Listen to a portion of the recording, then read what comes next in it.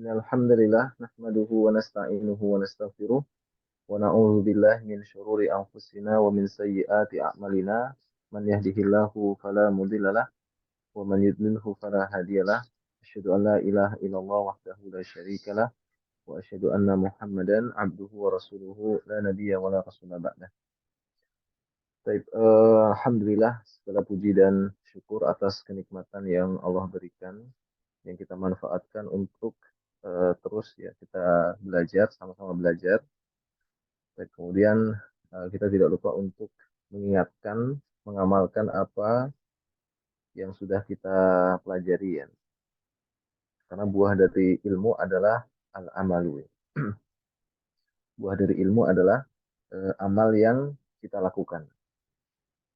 Baik, terkait kajian kita pada malam hari ini, kita masih melanjutkan kitab Al-Adabul Mufrad yang ditulis oleh Al-Imam Al-Bukhari rahimallahu taala, dan kita sudah menyelesaikan satu kitab yang dibahas oleh beliau, yaitu dari hadis pertama sampai hadis ke 46 ya.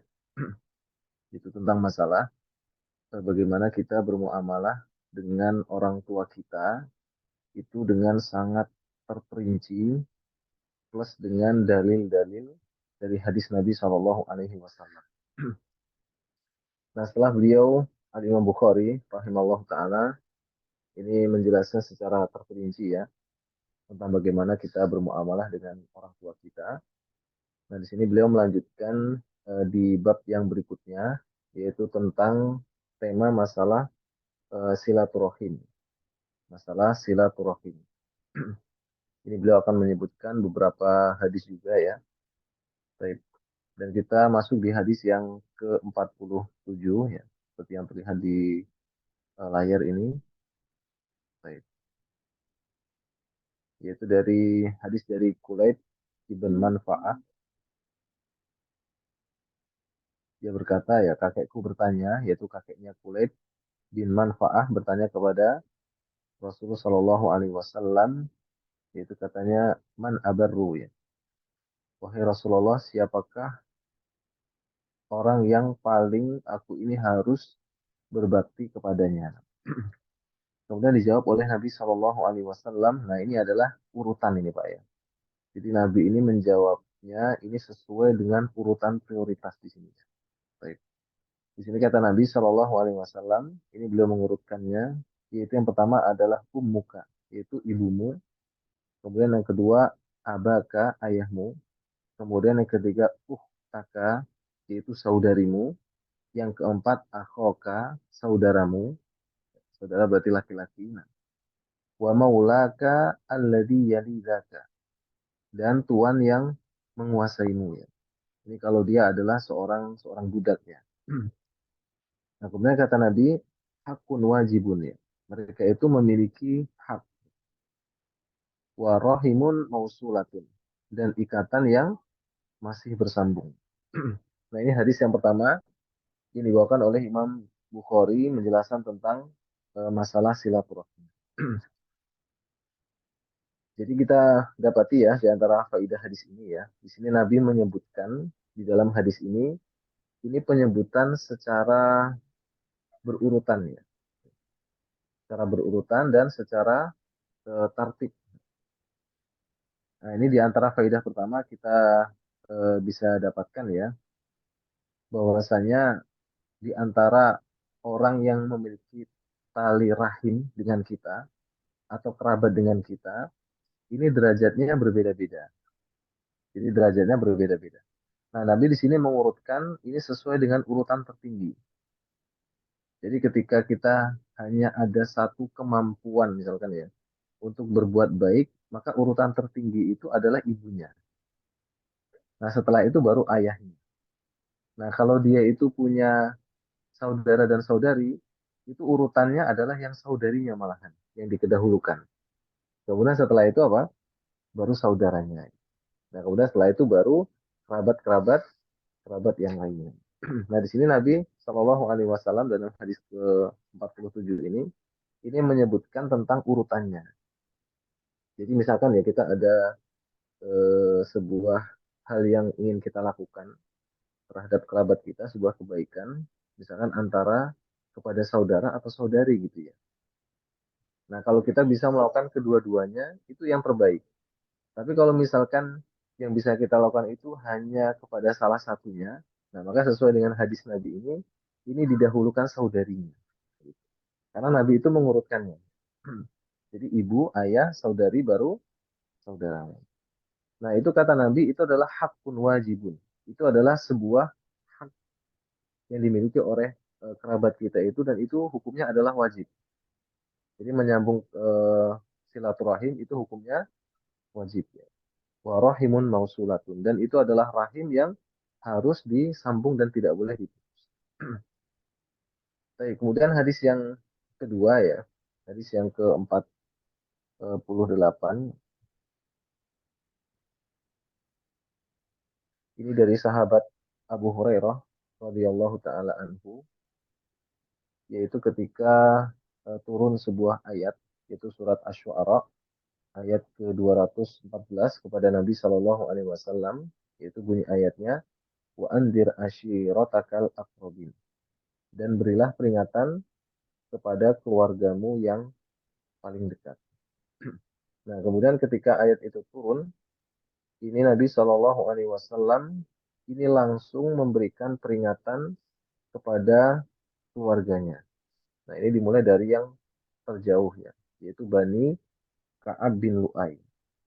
Jadi ketika Allah perintahkan dan berilah peringatan kepada keluargamu yang terdekat, itu Nabi langsung melakukannya. Jadi nggak nanti-nanti, nggak besok-besok gitu ya. Jadi ayat itu turun, Nabi langsung berdiri dan Nabi langsung memberikan peringatan kepada keluarganya. Nah, di sini kata Nabi, wahai Bani Ka'ab bin Lu'ay, ankidu anfusakum minan nar. Selamatkanlah diri kalian dari neraka. Kemudian Nabi mengatakan, ya Bani Abdin Manaf, ankidu anfusakum minan nar. Wahai Bani Abdul Manaf, selamatkanlah diri kalian dari siksa api neraka. Kemudian demikian juga Bani Hashim ya, kemudian juga Bani Abdul Muttalib. Baik. Ini Abdul Muttalib ini adalah kakek Nabi Shallallahu Alaihi Wasallam. Nah, kemudian Nabi mengatakan kepada kerabatnya yang terdekat, yaitu putrinya sendiri, yang mengatakan, ya Fatimah bintu Muhammad, wahai Fatimah putrinya Muhammad, ankiri nafsaka minan nar, selamatkan dirimu dari siksa api neraka. Fa innila amliku laka, fa innila amliku laki minallahi syai'an. Sesungguhnya aku tidak memiliki kekuasaan apapun dari Allah terhadap dirimu. Ghaira anna lakum rahiman wa sa'alubbuhuma bi balalihim. Kecuali hanya ada ikatan yang dapat aku sambung dengan kalian. Ini maksud Nabi Shallallahu Alaihi Wasallam dengan Fatimah putrinya ya. Meskipun dia adalah putrinya, tapi Nabi Shallallahu Alaihi Wasallam itu juga tidak bisa menjamin bahwasanya anak keturunannya itu semuanya dijamin terbebas dari dosa dan masuk ke dalam surga semuanya. Itu Nabi tidak bisa menjaminnya. Nah, makanya dari sini sebetulnya sangat jelas ya hadis Nabi ini ya, bahwasanya nasab semulia apapun ya, meskipun dia adalah nasabnya dari Rasul, bahkan nasabnya dari manusia terbaik, itu bukan jaminan. Jadi nggak perlulah apa namanya kita itu eh, terlalu menjadikan itu sentral keselamatan gitu ya. Jadi kalau keturunan Nabi itu pasti selamat, ini enggak. Nah, ini Nabi sendiri mengatakan dalam dalam hadis ini ya. Jadi Nabi mengatakan hanya saja kecuali hanya ada ikatan yang aku dapat sambung dengan kalian, yaitu perbuatan baik selama di dunia. Nah, di antara faidah hadis yang ke-48 ini ya, di sini ada beberapa hal ya yang ditunjukkan oleh Nabi Shallallahu Alaihi Wasallam, dan ini adalah termasuk perbuatan silaturahim. Yaitu yang pertama adalah taklimul ilmi, yaitu dengan mengajarkan ilmu. Jadi mungkin selama ini yang kita pahami ya tentang menyambung silaturahim ini adalah saling sapa ya, atau saling mengunjungi, atau saling memberikan bantuan harta ya, semacam itu ya. Nah, ternyata di dalam hadis ini ya, ini ditunjukkan oleh Nabi Shallallahu Alaihi Wasallam bahwa termasuk silaturahim dan dia itu akan masuk ke dalam manfaat yang akan disebutkan nanti ya dalam hadis-hadis berikutnya. Itu diantaranya adalah mengajarkan ilmu dan memperingatkan keluarga besar kita dari kesalahan dan dari meninggalkan ilmu. Jadi misalnya kita punya keluarga besar ya, nah kita itu mau untuk mengajak mereka ya, atau memperingatkan mereka misalkan ada yang belum mau sholat misalkan ya, atau belum mau membaca Al-Quran, atau belum mau menghadiri majelis taklim. Nah perbuatan kita mengingatkan kerabat kita itu termasuk silaturahim. Karena Nabi ini di dalam hadis ini setelah turun ayat tentang memberikan peringatan kepada keluarganya, ini dimasukkan oleh Imam Bukhari dalam kitab tentang masalah silaturahim. Nah, seperti itu ya. Kemudian juga di antara bentuk silaturahim itu adalah adanya saling membantu di dalam masalah harta. Atau juga yaitu dengan kita hadir di rumahnya, mengunjunginya, atau juga dengan cara mukhotobat ya, atau dengan cara kita menelponnya ya, atau mukatabat atau menulis pesan ya, bisa dengan chatting WA dan seterusnya ya. Itu semuanya masuk di dalam bab tentang masalah apa? Silaturahim. Nah, jadi hadis yang ke-49 ini ya, ini didatangkan oleh Imam Bukhari ini untuk menunjukkan bahwasanya pengajaran kita ya kepada kerabat kita tentang masalah ilmu itu juga termasuk dalam silaturahim. Meskipun kita itu tidak mengunjunginya. Misalnya kita punya grup apa namanya keluarga besar gitu di WhatsApp ya. Kita kadang share sebuah maklumat tentang masalah ilmu misalkan. Nah, yang kita lakukan itu termasuk dalam bab masalah silaturahim. Baik. Nah, itu hadis yang ke-49 ya. Ini hadis yang ke-48 ya. Nah, sekarang kita masuk hadis ke-49 ya. Ini eh, dari Abu Ayyub Al-Ansari, sahabat yang mulia, yang menceritakan ya, anna A'rabiyan, ya, bahwasanya ada seorang Arab Badui, ya, seorang Arab yang tinggal di pedalaman, ya, yang biasanya karakternya itu keras ya. Nah, dia menampakkan diri kepada Nabi Shallallahu Alaihi Wasallam ketika Nabi sedang berjalan. Nah, kemudian orang Arab Badui itu mengatakan kepada Nabi, akhbirni ma yuqarribuni minal jannah. Kabarkanlah kepadaku tentang amalan yang mendekatkan aku ke dalam surga dan menjauhkan aku dari neraka. Nah, kemudian Nabi Shallallahu Alaihi Wasallam itu menjawab, ta'budullaha wa la tusyriku bihi syai'a wa tuqimus shalah wa tu'tiz zakah wa tasilu ar-rahim. Nah, amalan-amalan itu Nabi sebutkan yang pertama yaitu menyembah Allah dan tidak mempersekutukan Allah dengan apapun. Jadi memurnikan ketauhidan kepada Allah Subhanahu wa taala. Ini ada sebuah kitab yang sangat bagus ya. Itu dengan judul Kitab Tauhid, ini menjelaskan secara terperinci ya, bagaimana kita itu supaya bisa tauhidnya itu benar-benar murni dan tidak tercampur dengan kesyirikan. Karena bisa jadi eh, kita itu terkena sebuah pemikiran mengandung kesyirikan dan kita itu tidak merasakannya. Seperti misalkan kita membeda-bedakan antara ini hari baik, ini hari tidak baik. Nah, gitu. Kemudian kadang-kadang ada misalkan ada kupu-kupu datang ke rumah kita. Nah, wah ini pertanda tamu misalkan. Nah, itu adalah bentuk-bentuk tatoyur sebetulnya ya. Itu adalah bagian dari iktikad atau keyakinan yang keliru. Nah, silakan nanti bisa di rumah masing-masing itu memiliki kitab namanya Kitab Tauhid. Ini membahas tentang masalah bagaimana kita ini memurnikan tauhid kita kepada Allah Subhanahu wa taala. Nah, kemudian yang kedua, di sini kata Nabi, wa tuqimus shalah, dan engkau mendirikan salat. Kemudian yang ketiga, watu fi az-zakah, dan engkau membayar zakat. Nah, kemudian yang keempat, dan engkau sambunglah silaturahim.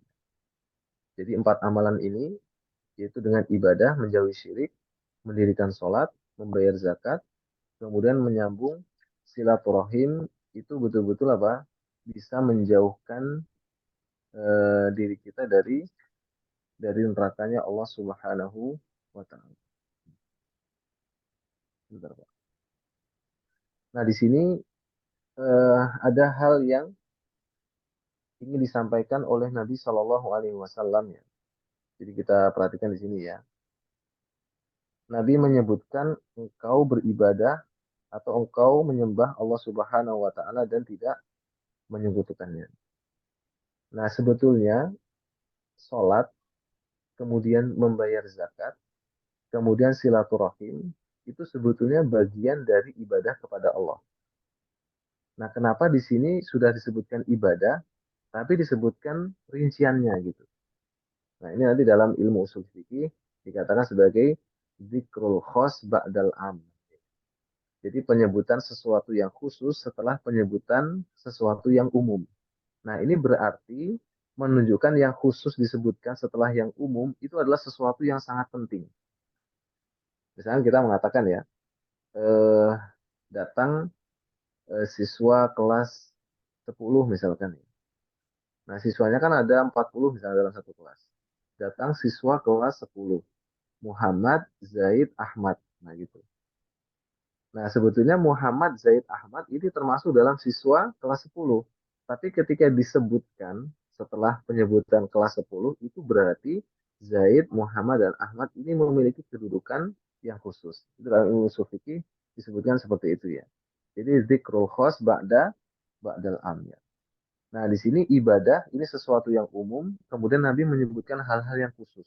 Nah, ini hal-hal khusus ini sangat sangat tinggi kedudukannya di sisi Allah Subhanahu wa taala. Ini bahkan silaturahim ini disandingkan dengan sholat dan membayar zakat. Baik. Nah, di situ Imam Bukhari ya, Imam Bukhari di sini mendatangkan hadis ini masuk dalam bab silaturahim. Beliau itu ingin menjelaskan bahwasanya yang dimaksud dengan rahim, menyambung silaturahim, itu ada yang umum, ada yang khusus. Jadi menyambung sebuah kekerabatan atau menyambung sebuah kebaikan, memberikan bantuan kebaikan, ya, itu ada yang sifatnya umum, ada yang sifatnya khusus. Nah, kalau yang sifatnya khusus itu adalah kerabat yang memiliki kaitan apa? Kaitan apa namanya darah dengan kita. Itu berarti apa? Rahim yang sifatnya khusus. Nah, kemudian ada yang rahim itu yang sifatnya umum. Karena seluruh umat manusia itu pada hakikatnya itu tersambung kekerabatannya ya, kepada Nabi Adam alaihissalam. Nah, berarti maksud perintah Nabi di sini menyambung silaturahim itu bukan berarti yang hanya yang khusus saja, hanya kepada misalkan saudara kita, saudari, atau anak paman atau paman ya. Nah, ini bisa kepada seluruh kaum muslimin. Tapi tentunya derajatnya itu berbeda-beda. Nah, itu maksud Imam Bukhari ini mendatangkan hadis ini ya. Karena ini penyebutannya ini disandarkan dengan sholat dan zakat. Sholat dan zakat itu juga diberikan kepada umum kepada seluruh kaum muslimin dan itu sama dengan seperti silaturahim. Jadi ada yang khusus, ada yang umum ya. Nah, ini maksud Imam Bukhari ini mendatangkan hadis tentang silaturahim di hadis yang ke-49 ini. Baik, kemudian di dalam hadis yang ini ya, ini juga ada sebuah faidah. Di sini kata para ulama, mereka menjelaskan ya, sesungguhnya bertanya itu adalah salah satu di antara wasilah kita untuk mendapatkan ilmu. Karena di dalam hadis itu seorang badui ya, itu mendapatkan ilmu itu dengan cara bertanya. Jadi ilmu itu bisa kita dapatkan itu bermacam-macam. Sama seperti wahyu itu turun kepada Nabi itu bermacam-macam caranya. Bisa dengan seperti apa? Nabi dapati langsung seperti gemerincing lonceng ya. Yang seperti apa besi apa? Gemerincing besi yang ditarik di atas bebatuan ya. Jadi Nabi ketika wahyu itu turun itu merasa berat ya. Baik. Kemudian seperti kita juga ya, ini kita mendapatkan ilmu bisa dengan cara membaca ya, atau mendengar ya. Nah, di sini juga bisa kita mendapatkan ilmu itu dengan cara bertanya. Makanya dalam hadis Nabi, Nabi pernah mengatakan syifaul ayyi as-su'al. Jadi obat dari kebodohan itu adalah dengan cara kita itu banyak bertanya. Ya tentunya nanti di dalam bertanya itu juga ada adab-adab yang sudah dijelaskan oleh para ulama ya. Itu di antara apa? Faidah yang bisa kita ambil dari hadis yang ke-49. Nah, kemudian hadis yang ke-50 ya. Ini dari sahabat Abu Hurairah radhiyallahu taala anhu ya. Bahwasanya Rasulullah Shallallahu alaihi wasallam ini bersabda, jadi Allah menciptakan makhluk dan setelah sempurna penciptaannya, jadi seluruh makhluk sudah Allah ciptakan ya. Kemudian rahim itu berdiri dan berkata. Nah, kemudian kata Allah, faqala mah, ada apa wahai rahim ya. Nah, kemudian rahim itu berkata, faqalat hadza maqalul aidi bika minal qati'ah. Nah, kata rahim ini kedudukan yang melindungi dari pemutusan silaturahim. Jadi setelah rahim juga diciptakan oleh Allah ya. Nah, kemudian rahim itu ingin agar Allah itu melindungi bahwasanya rahim ini jangan sampai putus. Karena rahim ini nanti akan dimiliki oleh manusia-manusia yang lahir setelahnya. Nah, kemudian Allah Subhanahu wa taala mengatakan kepada rahim ya, "Ala tardaina an asila man wasolaki wa aqta'a man qata'aki." Di sini kata Allah, "Relakah engkau jika aku sambung orang yang menyambung silaturahim denganmu dan memutuskan orang yang memutuskan silaturahim denganmu." Jadi kata Allah, kalau gini gimana? Orang yang menyambung silaturahim dengan saudaranya, maka dia tersambung denganku. Kalau dia memutuskannya, berarti dia juga terputus denganku. Nah, ini kata Allah menanggapi dari permintaan rahimnya. Kemudian kata rahim, qalat bala ya Rabbi. Ya wahai Tuhanku. Nah, qala fadaliki lakin. Kata Allah, ya itu untukmu. Abu Hurairah berkata ya, bacalah firman Allah jika kalian mau. Itu dalam firman Allah surat Muhammad ayat 22 ya, kata Allah, fahal asaitum in tawallaitum an tufsidu fil ardi wa tuqatti'u arhamakum. Maka apakah kiranya jika kamu berkuasa, kamu akan membuat kerusakan di muka bumi dan memutuskan hubungan kekeluargaan. Nah, ini apa? Ini janji Allah kepada rahim ya. Janji Allah kepada rahimnya. Jadi Allah itu maha mampu untuk menjadikan sesuatu yang di pikiran kita itu nggak bisa bicara gitu ya. Itu bisa berbicara. Nah, ini janji Allah kepada rahimnya. Jadi barang siapa yang memutus kekerabatan, maka Allah akan memutuskan rahmatnya juga. Nah, seperti itu ya kira-kira bahasa Allah Subhanahu wa taala. Nah, di antara faidah ya yang bisa kita dapatkan di dalam hadis 50 ini dikatakan oleh Imam Bukhari ya. Jadi Imam Bukhari di sini mendatangkan hadis ini ingin menunjukkan bahwasanya rohim ini kedudukannya itu sangat tinggi sekali di sisi Allah Subhanahu wa taala. Nah, apa di antara buktinya? Di antara buktinya adalah Allah Subhanahu wa taala ini berbicara kepada rohim. Sama seperti Allah itu mengajak Musa itu berbicara. Makanya Musa itu dikatakan sebagai kalimullah, yaitu nabi yang diajak bicara oleh Allah Subhanahu wa taala. Kalau Nabi Muhammad dikatakan Khalilullah, sama seperti Ibrahim, itu derajat yang paling tinggi. Nah, kalau Musa itu adalah kalimullah, yaitu nabi yang diajak bicara oleh Allah Subhanahu wa taala. Nah, kalau ada makhluk yang diajak bicara oleh Allah Subhanahu wa taala, ini berarti makhluk ini sangat mulia. Karena nggak semuanya itu Allah ajak bicara. Sama seperti para nabi dan rasul itu tidak semuanya itu diajak bicara oleh Allah Subhanahu wa taala. Nabi Musa ini diajak bicara oleh Allah Subhanahu wa taala. Nah, sama seperti itu juga rahim. Dalam hadis itu Allah ingin menunjukkan rahim ini kedudukannya sangat tinggi di sisi Allah Subhanahu wa taala sampai-sampai Allah itu mengajak bicara rahim ini dan Allah itu memberikan janji kepada rahim ini. Baik. Nah, ini maksud dari Imam Bukhari mendatangkan hadis yang ke-50 yang dijelaskan oleh Nabi Shallallahu Alaihi Wasallam. Jadi kedudukan rahim itu sangat tinggi, ya. Bahkan Allah itu menjadikan tersambungnya rahim itu adalah tersambungnya rahmat Allah Subhanahu Wa Taala. Ketika dia memutuskannya, maka putus juga rahmat dari Allah Subhanahu Wa Taala. Nasallallahu Taala as-salamah. Kita mohon kepada Allah supaya terselamatkan dari hal tersebut. Nah, kemudian hadis yang ke-51 ya, agak ke bawah ini Pak.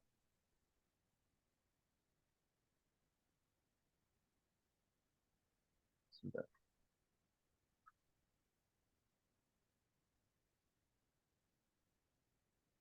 Baik. Ini dari Ibnu Abbas ya, yaitu ketika turunnya firman Allah Subhanahu wa taala yaitu dalam surat Isra ayat ke-26 ya. Kata Allah wa atidal qurba haqqahu wal miskina wa ibnas sabil. Yaitu berikanlah kepada keluarga-keluarga yang dekat akan haknya kepada orang-orang miskin dan orang yang dalam perjalanan.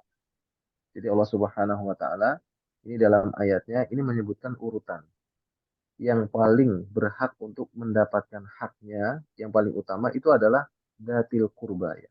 Wa atidal kurba yaitu apa? Keluarga-keluarga yang dekat. Kemudian baru setelah itu dia memberikan kepada orang miskin ya, dan ibnu sabil. Jadi firman Allah ini yang dibawakan oleh Ibnu Abbas ini mengisyaratkan bahwasanya menyambung kekerabatan yaitu berupa kebaikan atau harta itu dimulai seperti firman Allah ini. Dia mulai dari lingkup yang paling kecil ya. Baik.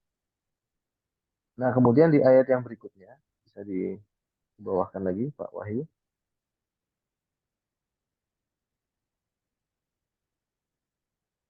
Baik, itu surat Al-Isra ayat ke-28 ya. Wa imma tu'ridhanna anhum ibtigha'a rahmatin min rabbika tarjuha faqul lahum qawlan maysura. Dan jika kamu berpaling dari mereka untuk memperoleh rahmat dari Tuhanmu yang kamu harapkan, maka katakanlah kepada mereka ucapan yang pantas.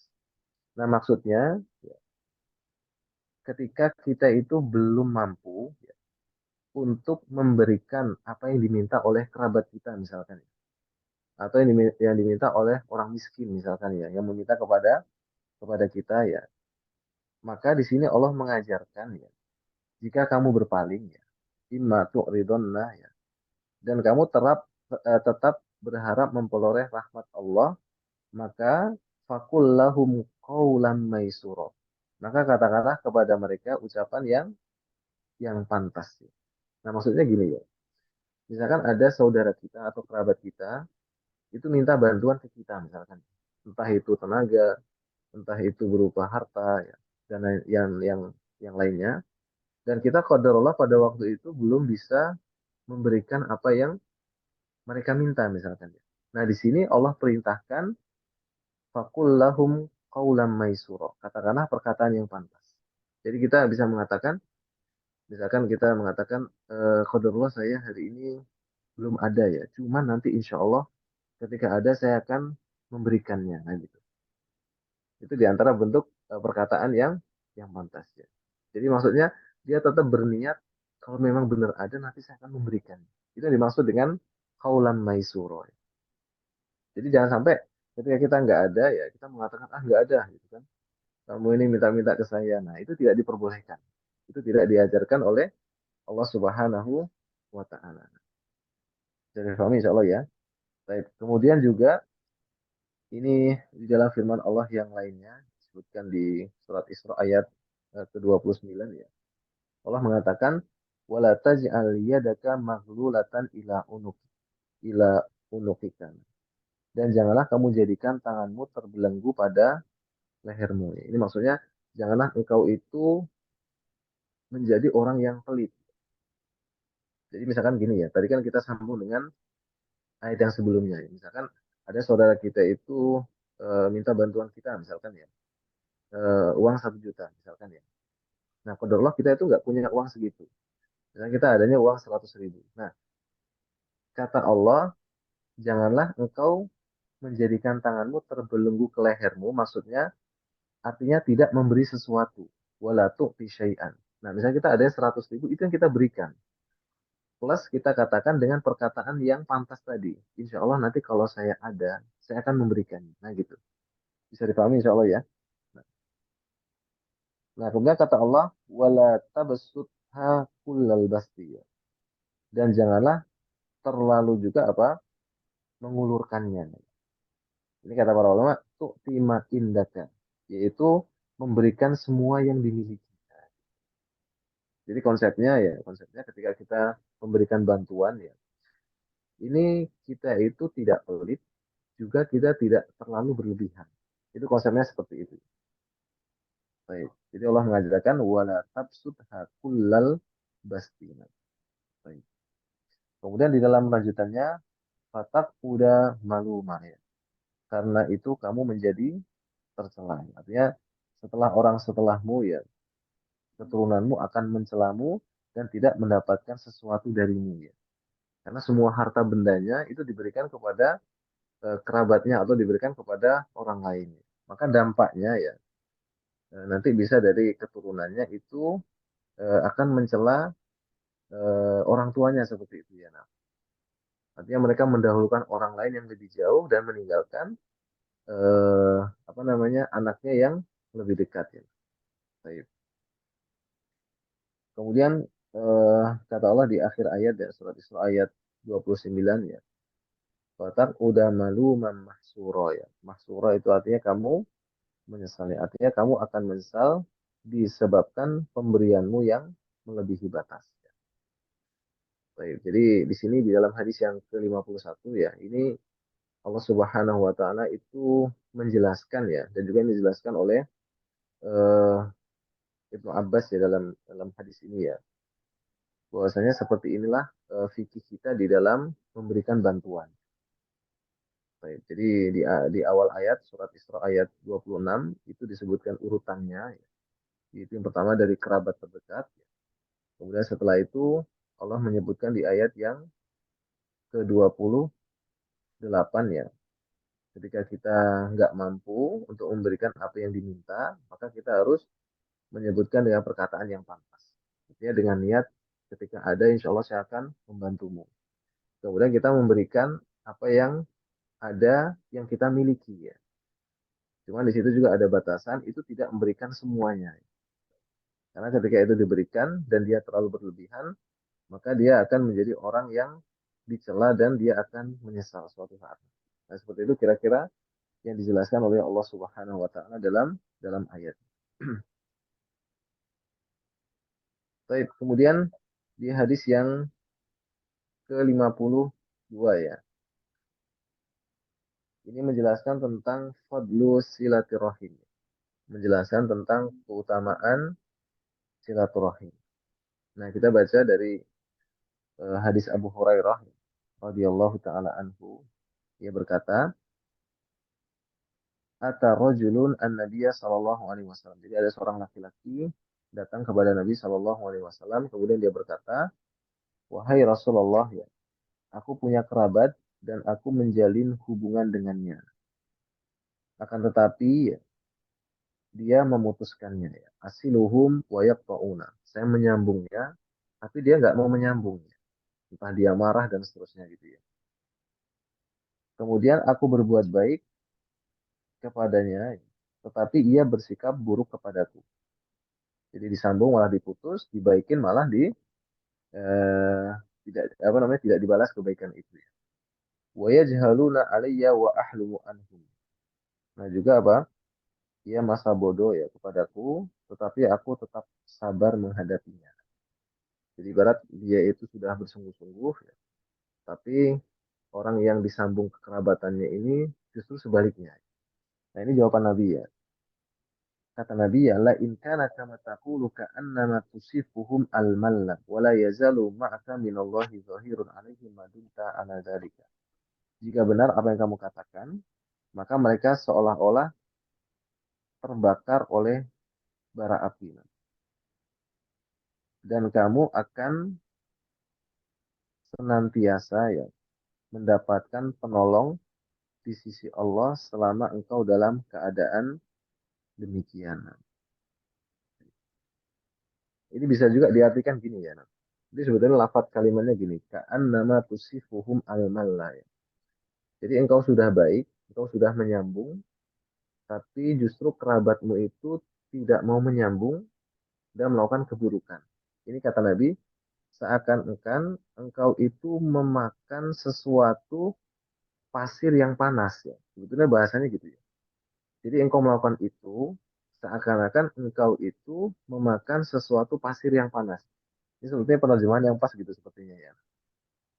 Jadi yang merasakan terbakar itu diri kita ya. Karena kita apa? Melakukan kebaikan tapi tidak dibaikin juga gitu.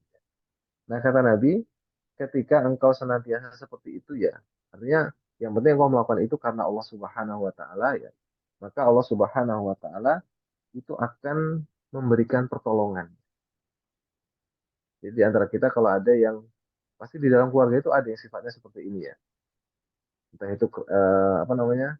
Saudara-saudari kita sendiri ya, atau kadang anak paman atau paman dan seterusnya ya.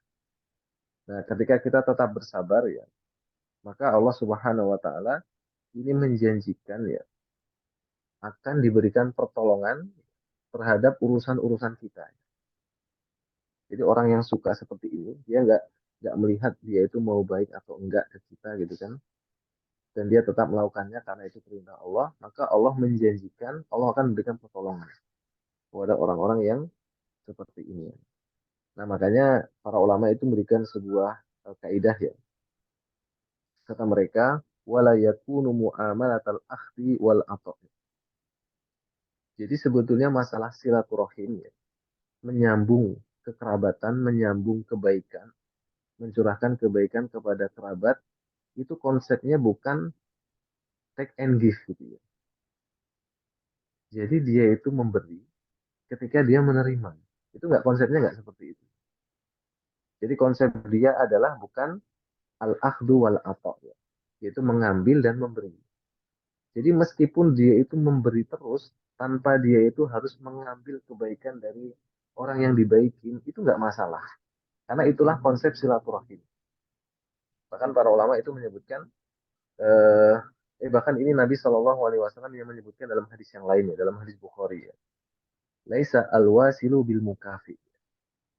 Orang yang dikatakan sebagai penyambung silaturahim yang sejati itu bukanlah orang yang mukafi ya. Artinya orang yang berharap untuk mendapatkan kebaikan karena dia berbuat baik. Atau bahasa lainnya, kita itu baik sama orang karena dia itu baik sama kita. Itu namanya mukafi. Nah, silaturahim yang benar itu kita baik sama orang bukan karena dia baik sama kita, tapi justru apa? Kita itu betul-betul murni yang memulai kebaikan itu. Bukan apa? Karena kita akan mendapatkan sebuah kebaikan dari orang itu. Itu konsep silaturahim tidak seperti itu. Nah, ini harus kita pahami ya. Jadi konsep silaturahim itu konsepnya adalah lillahi ta'ala. Jadi betul-betul karena Allah Subhanahu wa taala dan tidak menginginkan keuntungan dari silaturahim itu. Meskipun kita itu eh, tidak mendapatkan kebaikan apapun ya dari yang sudah kita lakukan itu nggak masalah. Sama seperti konsepnya kita itu memberikan hutang kepada orang lain itu konsepnya bukan untuk mendapatkan keuntungan. Ya. Konsepnya bukan mendapatkan keuntungan, tapi konsepnya adalah untuk membantu orang itu. Kalau kita ngutangin dan kita berharap keuntungan itu kita kena riba. Itu namanya riba dain ya, riba hutang, hutang piutang. Nah, itu yang harus kita pahami ya dari hadis ini ya. Jadi kata Nabi, meskipun kita sudah baik sama kerabat kita, tapi kerabat kita itu tetap seperti itu, ya karena memang konsep silaturahim seperti itu. Jadi kita hanya memberi, memberi dan memberi. Nah, nanti Allah Subhanahu Wa Taala itu yang akan membalas apa yang sudah kita lakukan. Baik. Nah itu kira-kira apa faidah dari hadis yang ke-52 yang dibawakan oleh Al-Imam Bukhari. Baik. Kemudian hadis yang ke-53 ini masih tentang bab keutamaan silaturahim ya. Ini dari Abdurrahman bin Auf ya. Ini sahabat yang sangat terkenal sekali ya. Ibunya adalah eh, wanita yang membantu kelahiran Nabi Shallallahu Alaihi Wasallam. Itu bernama Ashifa. Ya. Abdurrahman bin Auf adalah salah satu sahabat yang dijamin masuk surga. Dan dia adalah saudagar yang sangat kaya raya. Abdurrahman bin Auf. Ya. Nah, bahwasanya dia telah mendengar Rasulullah Shallallahu Alaihi Wasallam bersabda ya. Kalau Allah Ta'ala ya Allah berfirman dalam hadis qudsi ya. Kata Allah, Ana Rahman. Saya adalah Ar-Rahman. Khalaqtur rahima wa syaqaqtu laha min ismi. Saya telah menciptakan rahim dan aku pisahkan dengan namaku. Baik. Jadi kalimat rahim, rahimun itu kan pecahan dari nama Allah yang bernama Ar-Rahim. Ya. Ar-Rahim itu nama Allah. Nah, Ar-Rahim itu diambil dari atau Allah pecah di situ dari namanya. Faman wasolaha wasoltuhu, waman qata'ata, waman qata'aha batattuhu. Jadi barang siapa yang menyambungnya, maka aku akan menyambungnya. Dan barang siapa yang memutuskannya, maka aku juga akan memutuskannya. Itu memutuskan dari rahmat Allah Subhanahu wa taala. Baik. Nah, di sini Allah Subhanahu wa taala ini menyebutkan rahim itu adalah pecahan dari nama Allah. Nama Allah yang diajarkan Allah ke kita itu ada 99 nama ya. Kata Allah, man ahsaha dakhalal jannah. Barang siapa yang menghitungnya, menghafalkannya dan mengamalkan konsekuensi dari nama itu, maka dia akan masuk surga. Itu yang diajarkan Allah kepada kita 99 nama ya. Nah, di antaranya adalah Ar-Rahim. Ar-Rahim ya, itu eh, haknya panjangnya.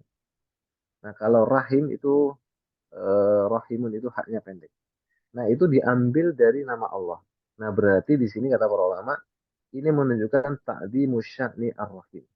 Ini berarti rahim ini adalah sesuatu yang sangat mulia. Ini menguatkan tadi yang kita sebutkan ya, bahwasanya Allah itu mengajak rahim itu berbicara.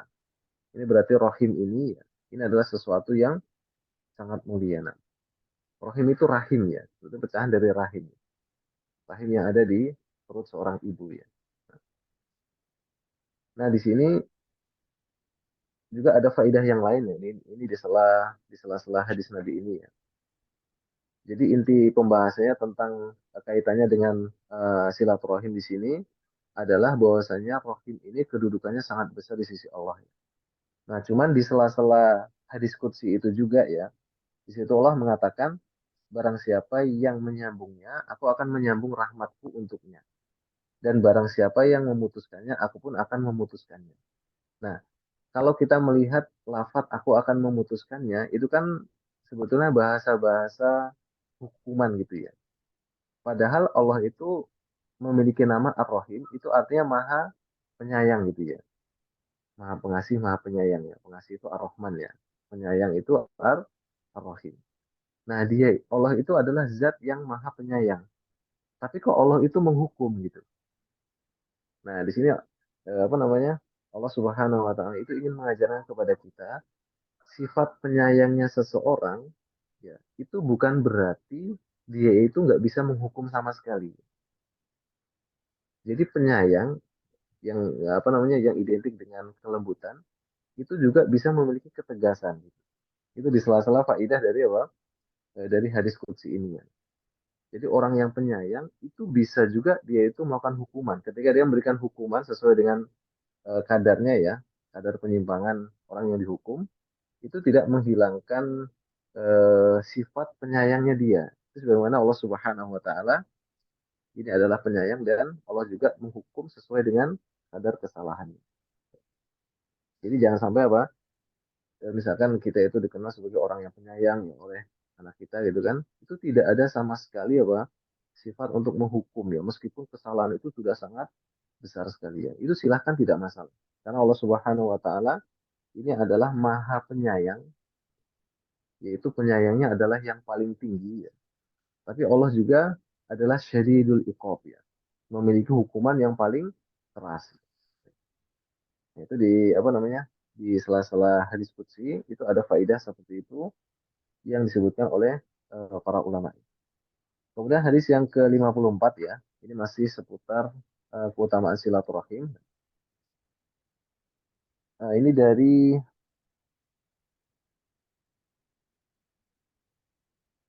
nah, dari Abul Anbas ya, ia berkata ya, aku mendatangi Abdullah bin Amr ya, Abdullah bin Amr bin As ya. Abdullah bin Amr ini putra dari Amr bin As. Amr bin As ini adalah sahabat Nabi yang menaklukkan Mesir ya, yang membuka negeri Mesir ya. Nah, dia masuk menemui Abdullah bin Amr fil Wahad ya. Wahad ini salah satu tempat yang ada di Taif. Ini tempat yang penuh dengan kebun anggur ya. Ini bahkan dalam riwayat disebutkan itu ada sekitar 1 juta batang apa namanya pepohonan yang berduri, cuman dilingkari oleh apa namanya pohon anggur gitu ya.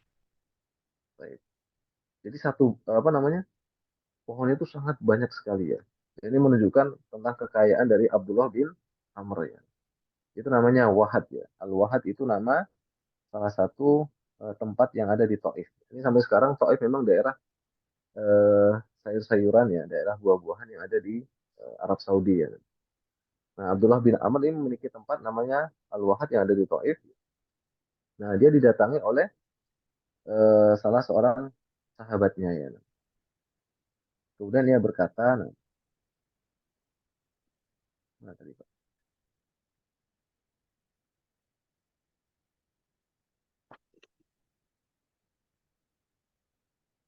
Yang ini Ustaz. Baik. Faqala atafa lana an-nabi sallallahu alaihi wasallam isba'ahu. Jadi Nabi membengkokkan telunjuk tengahnya ya. Maksudnya itu Nabi itu mengisyaratkan telunjuk dan tengah itu nempel kayak apa namanya? Kayak nempelnya pohon anggur kepada pohon yang dijadikan sebagai inangnya gitu Pak ya. Tergambar nggak Pak? Jadi jari telunjuk dan tengah itu dikaitkan, itu seakan-akan nempel gitu ya, seperti pohon anggur itu ya.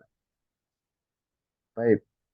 Nah, kemudian Nabi Shallallahu Alaihi Wasallam bersabda ya, ar-rahimu sujnatun minar rahman. Jadi rahim atau kekerabatan itu adalah ibarat pohon rindang dari Allah. Jadi sebenarnya kalimat sujnatun ini bahasa lainnya itu sebenarnya akar ya. Sujnatun itu akar ya. Tapi maksud penerjemah di sini mungkin ya, maksudnya pohon rindang yang itu seperti apa sih namanya? Seperti pohon yang besar yang ada akarnya menjulur itu Pak ya. Itu pohon apa itu? Beringin nggak salah ya. Beringin. Ya Ustaz, beringin Ustaz. Nah, beringin ya. Jadi maksud Nabi, rohim itu seperti akarnya Ar-Rahman. Jadi kalau akar itu pasti kan ada kaitannya gitu ya. Jadi nggak mungkin ada sebuah pohon itu nggak ada akarnya kan gitu. Nah, ketika akar itu terpotong pasti akan berpengaruh. Nah, itu kira-kira bahasa Nabi itu gitu. Jadi ar-rahim sujnatun minar rahman. Jadi kerabat atau rahim itu adalah ibarat pohon yang rindang atau ibarat akar dari ar-rahman ya. Man yasilha yasilhu. Barang siapa yang menyambungnya, maka Allah akan menyambungnya. Waman yaqta'ha yaqta'hu. Barang siapa yang memutuskannya, maka Allah akan memutuskannya. Laha lisanun tolkun. Dan ini hati-hati ya. Ini rahim ini memiliki lisan yang tolkun. Tolkun itu artinya dia manis. Dan juga dalkun. Lisan yang tolkun, manis, atau itu pandai sekali dalam apa? Bicara. Dan dia dalkun. Dalkun itu lisannya itu sangat fasih. Jadi pandai, artinya ucapannya itu enak didengar dan bahasanya fasih, tidak terbata-bata pada hari kiamat gitu. Jadi pada hari kiamat rahim ini karena nanti Allah Subhanahu wa taala itu akan memberikan kesempatan kepada makhluk-makhluk yang nggak bisa berbicara itu untuk menjadi saksi dan bisa bicara. Seperti misalkan batu itu kan nggak bisa bicara ya, atau pohon itu nggak bisa bicara. Tapi nanti pada hari kiamat itu Allah jadikan dia itu bisa bicara. Di antaranya dia akan menjadi saksi bagi para muadzin ya.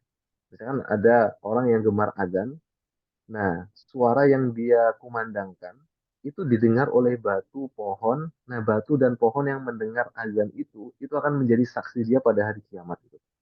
Masya Allah luar biasa ya bagi seorang muadzin ya. itu akan menjadi saksi. Jadi semakin dia itu banyak azan, ya, makhluk yang tidak bisa berbicara itu akan Allah jadikan dia bisa bicara dan memberikan persaksian. Demikian juga tangan, itu nggak bisa bicara, dia akan memberikan saksi. Kaki, dia akan memberikan saksi. Bahwasanya si fulan ini pernah menggunakan saya ini untuk ke tempat yang maksiat misalkan, itu akan memberikan saksi. Nah demikian juga rahim yang awal itu nggak bisa bicara, Allah jadikan dia itu bisa bicara. Dan rahim ini dia itu berbeda dengan makhluk yang lainnya. Rahim ini ketika dia bicara, itu bicaranya sangat indah dan enak didengar dan sangat fasih. Kira-kira kalau apa ya, ibaratnya itu kayak pengacara misalkan, itu ngomongnya udah sangat hebat sekali. Pasal-pasal dia itu hafal semuanya di luar kepala, retorika dia itu sangat luar biasa. Kira-kira dia menang nggak di pengadilan? Dia pasti menang ya. Nah seperti itulah rohim ya. Nah makanya ini Nabi Shallallahu Alaihi Wasallam diberikan eh, apa namanya penjelasan kepada kita ya. Ini pada hari kiamat rohim itu ketika sudah mengadu kepada Allah karena dia itu lisannya fasih dan dia itu lisannya adalah lisan yang manis ya. Nah itu sangat-sangat kecil kemungkinan kita akan selamat dari pengaduan rohim ini ketika kita apa?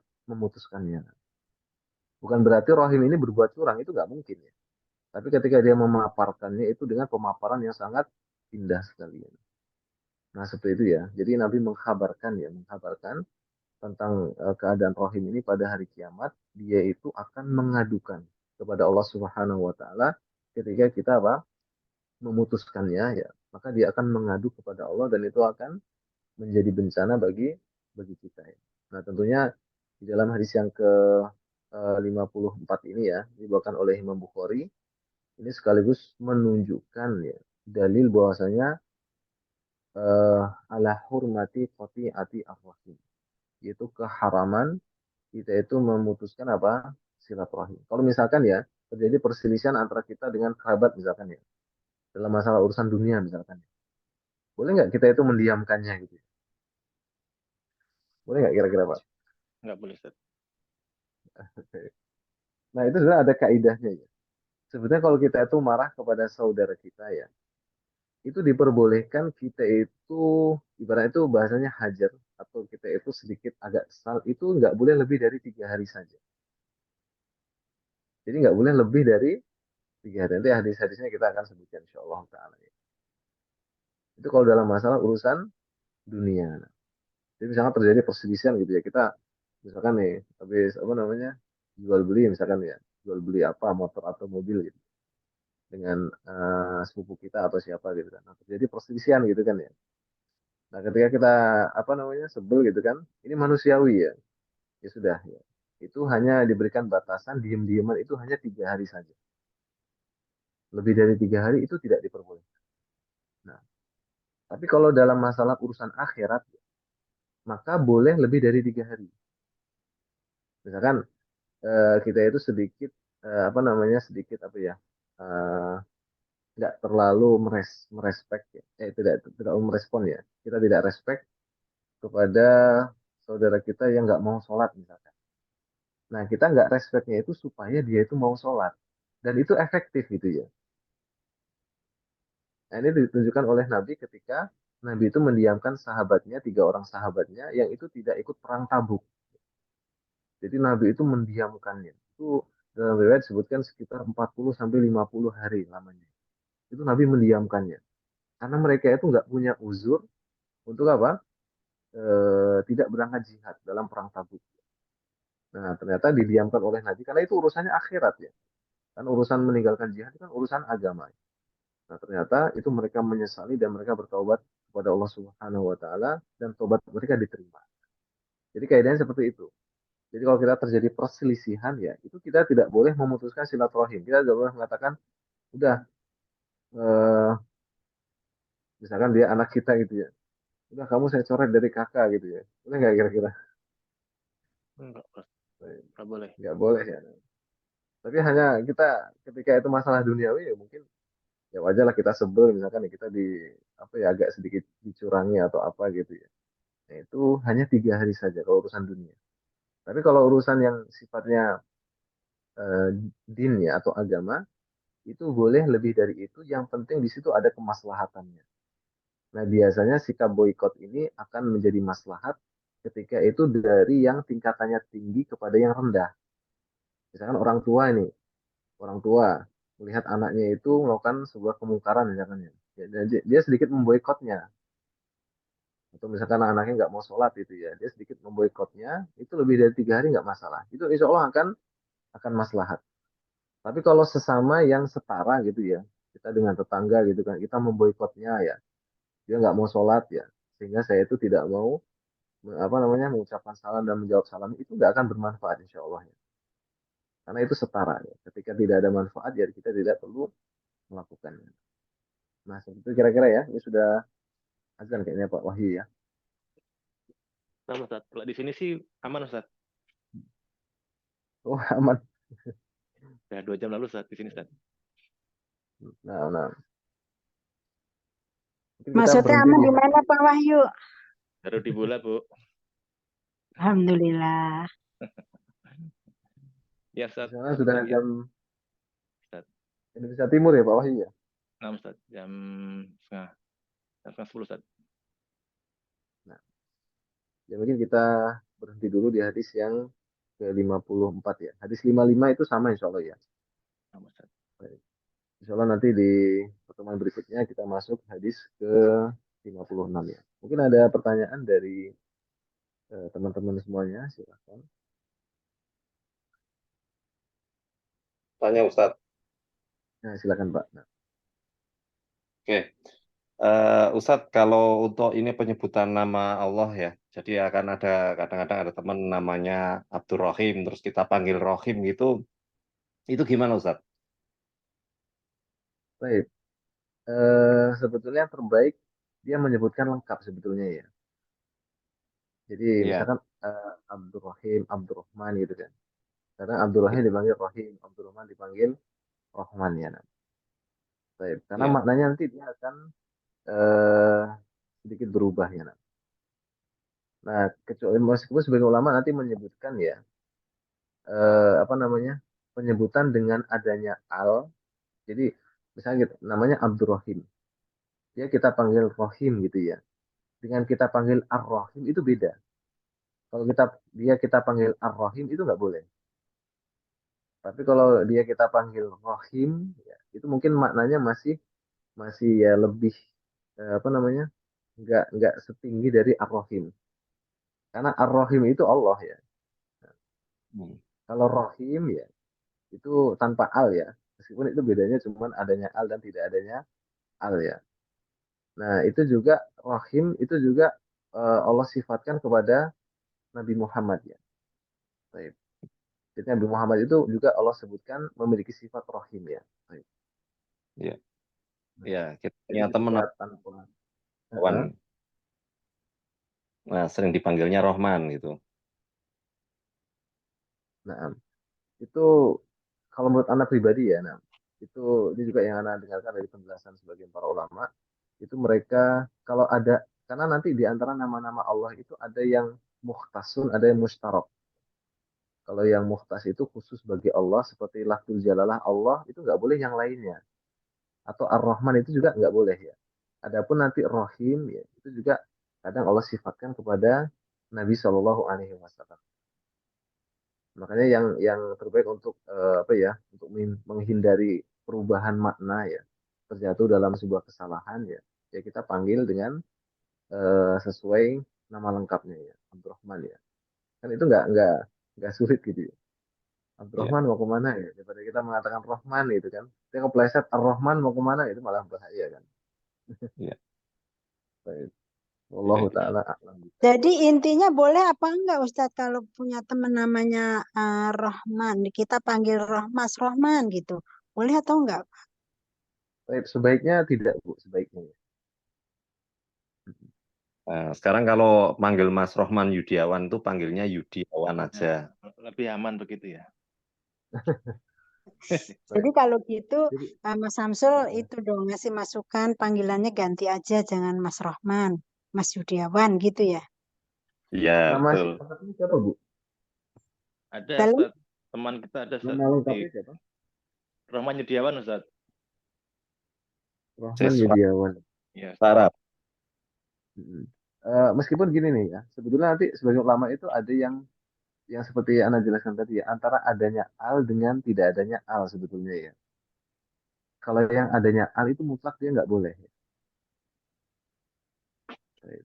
Tapi kalau dia tanpa adanya al ya, nah itu perkataan sebagian para ulama mereka mengatakan sebaiknya gitu. Berarti dia nggak setinggi keharamannya yang dengan al tadi ya. Itu bisa dipahami apa ya? bisa Ustaz. Oh, Nah, Berarti nanti tugasnya Pak Pindu mensosialisasikan kepada teman-teman. baik. Bukan Abdurrahman namanya ya, Rahman ya namanya ya. Iya, namanya Rahman Yudiawan, Ustaz. Rahman Yudiawan. Kebetulan juga itu, Ustaz. Jamaah kita, Ustaz. Pak Oh, nah, Rahman. nah. Pak Rahman, Ustaz. Sebetulnya nanti ada sih itu namanya kita membahas tentang masalah nama-nama ya. Sebetulnya nanti ada sebenarnya ada nama-nama itu yang sebenarnya dimakruhkan ya. Seperti nama-nama yang mengandung tazkiyah. Tazkiyah itu artinya mengandung apa namanya ya? eh, klaim sebuah kesucian gitu ya. Seperti misalkan Zainul Abidin ya. Baik. Zain itu kan artinya perhiasannya agama gitu ya. Nah, itu kan makna-makna yang mengandung tazkiyah. Sebagian ulama itu memakruhkannya, bukan mengharamkannya, tapi memakruhkan. Ada juga seperti kalimat nafi. Nafi itu kan bermanfaat ya. Nah, sebagian ulama nanti apa namanya? Ada yang menyebutkan alasannya kenapa kok itu tidak di apa namanya? Tidak direkomendasikan atau sebagian memakruhkannya. Karena nanti ketika dia manggil nafi ada gitu kan. Nanti jawab tidak ada gitu kan. Nah, artinya apa? Tidak ada manfaat gitu ya. Itu sampai sedetail itu ya para ulama itu dalam membahasnya ya. Baik. Meskipun ini sebagian para ulama juga ada sedikit perbedaan pendapat sebetulnya Pak ya atau Ibu ya dalam masalah ini ya. Nah. Baik. Wallahu taala a'lam bishawab. Itu yang Anda dapati dari beberapa penjelasan para ulama. Jadi kalau bisa itu nama terbaik itu adalah nama penghambaan sebetulnya, yaitu Abdurrahman, Abdurrahim, nah kayak gitu. Kemudian setelah itu nama-nama para nabi ya. Itu nama-nama yang terbaik. Setelah itu nama-nama para sahabat nabi ya. Itu seperti itu ya. Nah, jadi nama-nama yang mengandung tazkiyah ya. Ya. Itu adalah nama-nama yang tidak disukai sebetulnya. Makanya para ulama itu ketika mereka itu memiliki nama yang atau gelar yang mengandung peninggian martabat mereka, mereka tidak suka ya. Seperti Imam Nawawi itu digelari Taqiyuddin misalkan ya. Atau Ibnu Taimiyah Syekhul Islam itu kan, Syekhul Islam Ibnu Taimiyah. Imam Nawawi Muhyiddin namanya ya, gelarnya ya. Muhyiddin itu artinya penghidup agama. Itu Imam Nawawi ketika dengar orang memanggil gelar beliau Muhyiddin itu langsung marah beliau. Dan beliau mengatakan la aj'alu fi hillin man laqabani Muhyiddin. Saya tidak menghalalkan orang yang memanggil saya Muhyiddin. Karena itu nama mengandung tazkiyah. Tazkiyah itu terlalu mengeluk-elukan gitu, penghidup agama. Itu para ulama nggak suka ya. Nah, biasanya gelar itu muncul setelah mereka wafat biasanya. Baru untuk membedakan antara yang ini dengan yang ini itu dengan gelar biasa. Karena kadang-kadang namanya itu mirip-mirip ya orang Arab itu. Itu ya. Jadi nama terbaik itu nama penghambaan itu Abdurrahman, Abdurrahim, Abdul Ghafur ya. Kemudian nama-nama para nabi ya. Kemudian nama-nama dari kalangan sahabat nabi dan nama-nama yang baik tapi tidak mengandung tazkiyah. Baik, wallahu taala alam bisawab. Ada lagi? Ustadz boleh tanya Ustadz, Silakan. sesuai hadis yang paling bawah itu, barang siapa yang senang dilapangkan rezekinya dan dipanjangkan umurnya, maka hendaklah menyambung silaturahim. Nah, yang dimaksud silaturahim ini adalah yang ada hubungan darah saja, atau bisa sesama teman, sesama apa namanya teman lama atau kerabat-kerabat seperti itu, Ustadz, yang nggak ada hubungannya darah. Mohon Baik. pencerahannya Ustaz, terima kasih. Nah, Masya Allah. Ini hadis yang 57 nih Bu ya. Nah, Ini sebetulnya hadisnya belum kita baca ini Bu ya. Tapi sini kita akan jelaskan ya. Itu nanti di pertemuan berikutnya ya. Cuman Anda jelaskan saja ya. Jadi yang dimaksud dengan rohim di situ, tadi Imam Bukhari sudah membawakan tentang kalimat rohim ya. Kemudian dijelaskan oleh para ulama ya. Nah, ulama itu membagi rohim itu menjadi makna secara umum dan makna secara khusus ya. Jadi ada makna secara umum, ada makna secara khusus. Nah, yang dimaksud dengan orang yang dipanjangkan umurnya dan dilapangkan rezekinya yang menyambung silaturahim di sini ya. Baik, ini sebetulnya masuk ke dalam dua makna itu sebetulnya, yaitu makna yang umum dan juga makna yang khusus. Khusus. Jadi, jadi dia menyambung yang khusus yaitu menyambung kepada kerabat dia dan juga dia itu menyambung kepada orang lain yang tidak ada hubungan darahnya secara langsung dengan dia. Jadi kedua-duanya sebetulnya. Baik-baik. Karena tadi kita sebutkan rohim itu makna khos dan makna am. Wallahu taala a'lam bishawab. Jazakallah khair, Ustaz. Ini ibu siapa ini Bu? Dengan Tuti, Ustaz. Oh Bu Tuti, masya Allah. Nah, Silakan teman-teman. Tadi Ustadz, izin bertanya Ustadz. Tadi kan salah satu menyambung silaturahmi kan dengan mengajak untuk ikut mengaji Ustadz ya. Seperti misalkan tadi, misalkan kita men-sharekan maklumat Ustadz ya. Nah, kadang-kadang itu kita khawatir ya, kalau misalkan kita terlalu sering memberikan maklumat seperti itu, nanti tapi nggak walau saja apakah itu pemikiran kita yang nanti jangan-jangan saudara-saudara kita jadi ini ya jenuh atau misalkan wah ini sok-sokan nih gitu Ustaz, itu bagaimana Ustaz menyiasatinya Ustaz? baik. Nah, jadi nanti ada kaidah gini, likulli maqamin maqalun gitu. Jadi setiap makom itu kan kedudukan ya. Itu ada makolnya. Jadi ada bahasa kita cara menyampaikannya. Jadi cara kita menyampaikan kepada sesama seumuran dengan kita, itu dengan kita menyampaikan dengan orang yang lebih tua dari kita itu beda, gitu ya. Itu harus kita perhatikan ya. Jadi misalkan cara kita ngasih tahu ke orang tua kita sama kita ngasih tahu ke saudara kita itu nanti beda. Kalau ke saudara kita kan kita bisa secara langsung gitu ya. Kalau kepada orang tua itu kita melihat keadaan. Kalau orang tua ini sulit menerima masukan kita itu dengan bentuk kita itu seperti mengajari mereka, maka hindari hal seperti itu. Jadi misalkan ya tipe orang tua kita itu nggak mau didikte misalkan ya, wah kamu ini tahu apa itu kan kamu bapak ibu ini udah banyak makan garam itu kan, ibaratnya apa namanya dengan cara apa diajari gitu, ini sulit menerima. Nah itu bisa dengan cara diajak diskusi, dengan cara bertanya. Nah, seperti itu. Jadi nanti kita lihat kondisinya Pak ya. Ketika di grup itu memang ada orang tua, ada campur-campur gitu ya. Nah kita harus pandai. Nah untuk menghindari kebosanan seperti itu, kita itu ketika mengajak kebaikan itu jangan langsung sehari kita share misalkan 10 makalah misalkan gitu ya. Dan itu panjang banget gitu ya.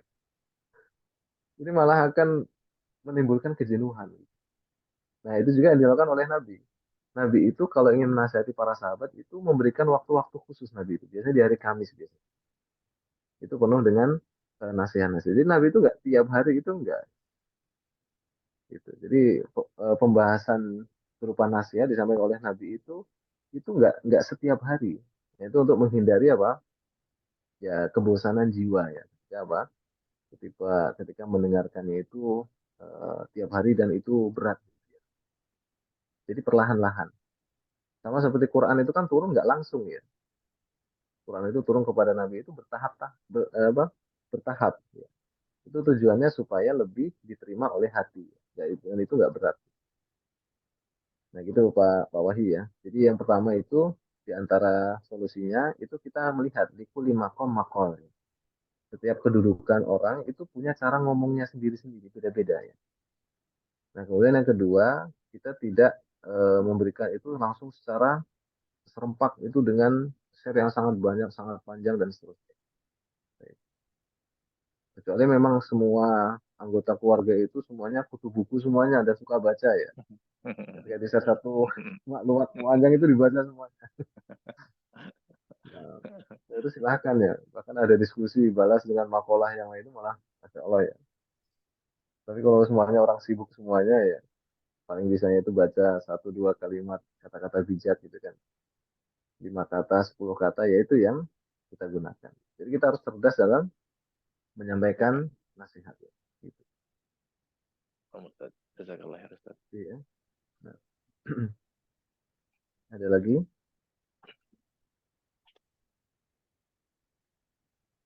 Ini Masya Allah ini kayaknya udah mulai banyak nih Pak.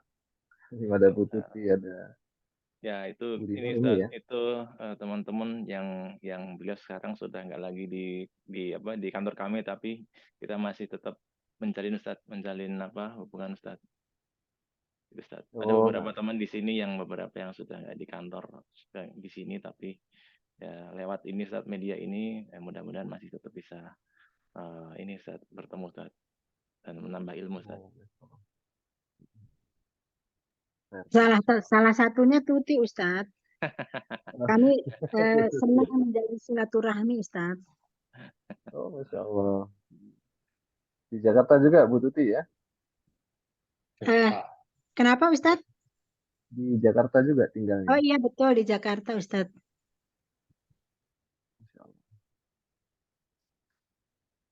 Baik Ustadz, sepertinya waktu sudah cukup malam di sini Ustadz, jadi mohon ditutup Ustadz untuk taklim pada malam hari ini. Dan mungkin sampai sini dulu ya. Jadi ketika ada benarnya itu dari Allah Subhanahu wa taala, ketika ada salahnya itu datang dari saya pribadi dan juga dari syaitan. Dan kita tutup pertemuan kita pada malam hari ini dengan doa kafaratul majelis. Subhanakallahumma wa bihamdika asyhadu an la ilaha illa anta astaghfiruka wa atubu ilaik. Assalamualaikum warahmatullahi wabarakatuh. Waalaikumsalam warahmatullahi Waalaikumsalam warahmatullahi wabarakatuh. Kalau khair Ustaz. Jazakallah khair Pak. Izin Pak ya. Oke, Mas.